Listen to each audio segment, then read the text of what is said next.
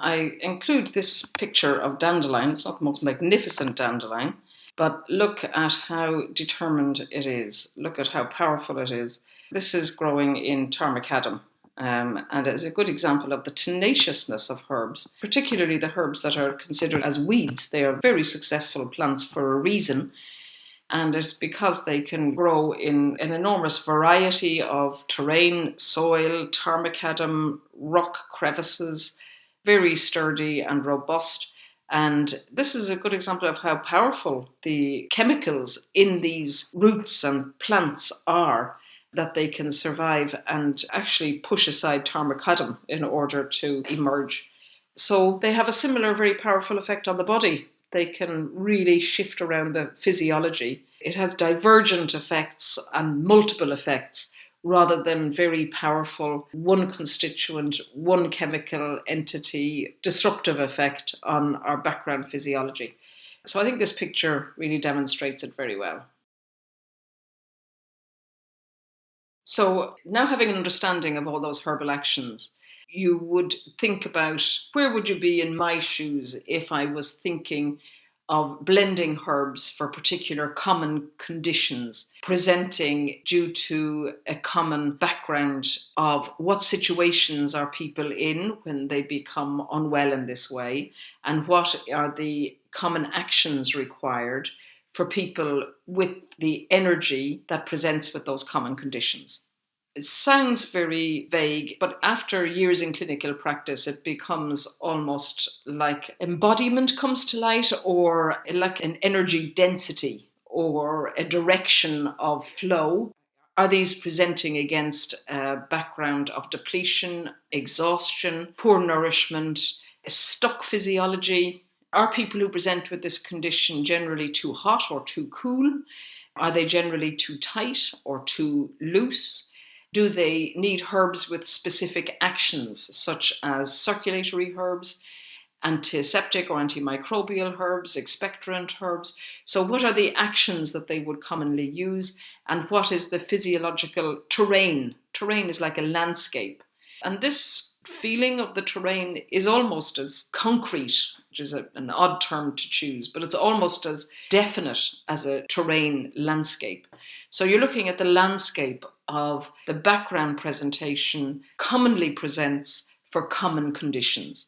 So these are designed to be helpful for 85% average of people who present with these conditions. They need to take the herbs consistently over an appropriate length of time. And if they don't help, then they would likely need to be referred to a professional medical herbalist for specific individual advice. So these are designed to help 85% of people with mild to moderate problems, taken consistently over an appropriate length of time, against the background of good nourishment, exercise, all of those kinds of things, which I'll talk about in a while.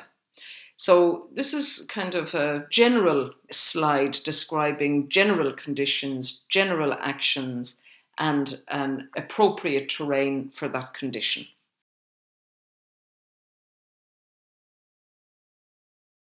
This slide gives that in a more visual way. The herbs are helpful, but they're only one part of the natural management of any condition. And once a condition becomes chronic, whether it's mild or moderate, or once people are presenting with acute conditions, acute infections, the body also needs other forms of support, because this is the body's way of telling that person that really they're in trouble and they need to pay attention to their health.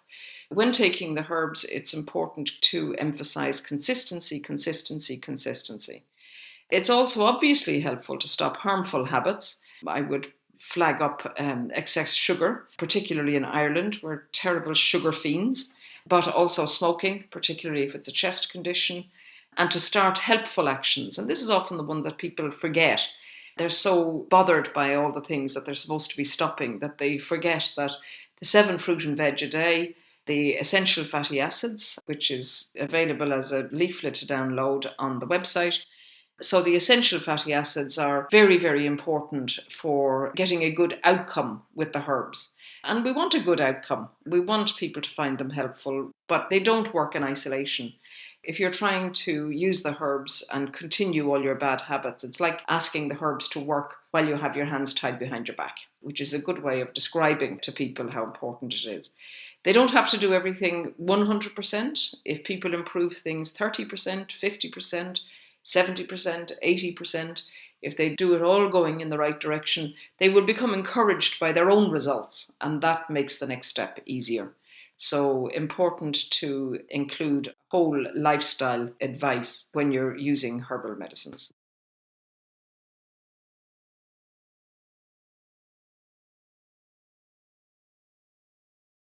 The next thing to consider is, why does this person get sick at this time? If you have time to ask people or to consider for your own life or your own family, you'll find that stress is a big part of it. People often think this is a big stress, a bereavement, a grief, a moving country, selling a house, finding it difficult to find good schools, all these major things for people. More commonly, it's a whole heap of smaller stresses. Difficulty finding the right childcare, combined with pressure from parent-teacher meetings, combined with difficulty coping with a new system at work, combined with problems with an in-law, all of them small, like creaking doors. But by the time they all add up, the person is in a state of stress. And a state of stress is when you don't suddenly find you're in a field with a bull and you run like hell. Ongoing low-grade stress is when you live in a huge field with a bull, but you're constantly having to check where the bull is. You can live in the field with the bull, but you're always uneasy. You don't sleep terribly well, and you're just pitched that little bit too high. So it's often small, multiple stresses. And commonly people are dealing with these stresses very well, but it's just the volume of them. So stress can be an important part. It can be recent surgery. It can be poor diet is a chronic stress that people don't think about. The body is stressed by smoking and alcohol. That puts physiological stress. So think of stress in terms of anything that stops the body being resilient and bouncing, having a bouncing, healthy, vital physiology. The other big influence is genes. People go, it's in my family, all my family have sinus problems, it's inevitable, it's something I have to live with. But genes are not static, they're not stuck. You're not stuck with your genes. It took me a long time to find the right word for genetic influence. And the best one I've come up with is pliable. It's a bit like any kind of a flexi board. It's like a wave. The waves keep coming into the shore, but they're flexible. They respond to circumstances. They relate to the wind, the environment, the tides, the moon. Genes are not stuck. They're not something we're stuck with. They're something that we can influence.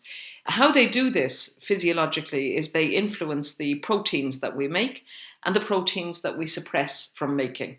So how we respond to our internal environment and external environment relates to our genes, but the genes are pliable. Diet, frequently people get sick their first year in college, their first year in nursing school, when they're making a big adjustment, first year after having a baby.